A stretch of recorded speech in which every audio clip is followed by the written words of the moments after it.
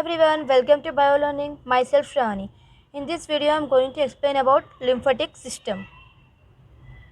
Let us know about lymphatic system. When the blood from the arteries reaches to arterioles, from the arterioles it reaches to capillaries.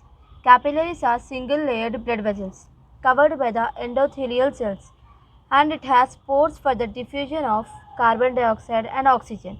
Here you can see that how the blood from the arterioles enters into the capillaries.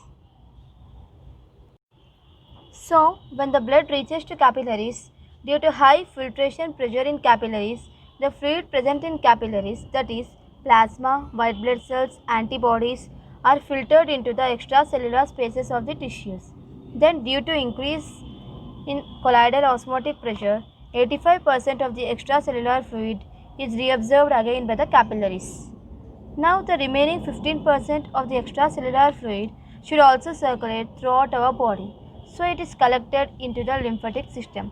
Here you can see that how the extracellular fluid is carried out through the lymphatic system. Lymphatic system is formed by lymphatic capillaries, lymphatic vessels, lymph nodes and lymph ducts. Here are the pictures of what I discussed. In this picture we can see that where are the lymphatic capillaries and lymphatic vessels, nodes and ducts. The extracellular fluid, when enters into the lymphatic system, it is known as lymph.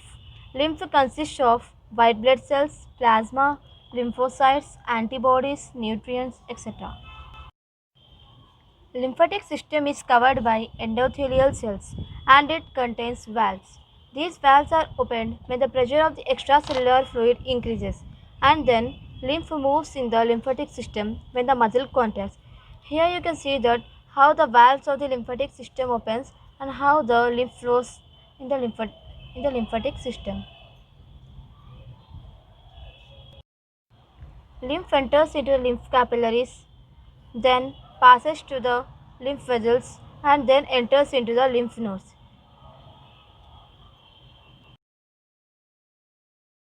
In this image you can see that how the extracellular fluid, that is lymph, from carried out by the lymphatic capillaries and then to the lymphatic vessels.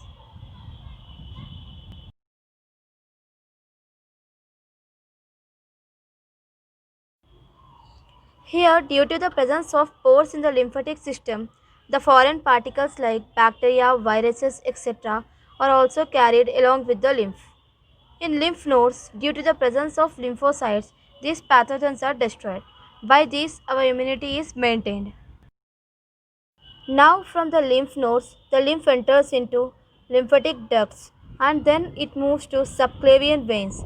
By these subclavian veins, the lymph enters into the blood. In this way, lymphatic system works. It is also known as drainage system in the human body. Lymphatic system maintains immunity and fluid balance in the body.